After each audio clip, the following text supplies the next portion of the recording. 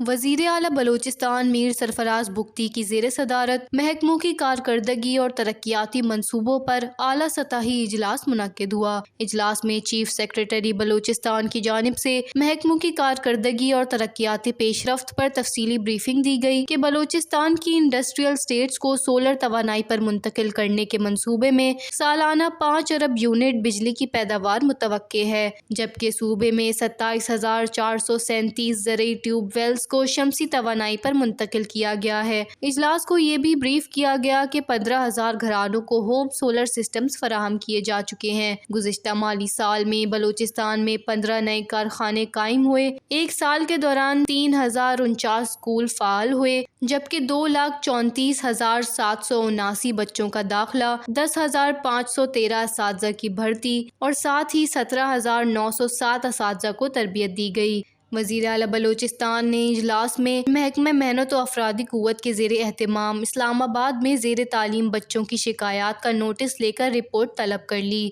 وزیر اعلیٰ بلوچستان کا کہنا تھا کہ محکمہ labour youth skills development programme کی پیش رفت سے متعلق آئندہ ہفتے تفصیلی طور پر آگاہ کیا جائے۔ وزیر اعلیٰ نے مزید کہا کہ واسا سمیت خود مختار ادارے ریونیو پیدا کرنے کی صلاحیت پیدا کریں، منشیات کے عادی افراد کی بحالی کے لیے مزید ادارے قائم کیے جائیں۔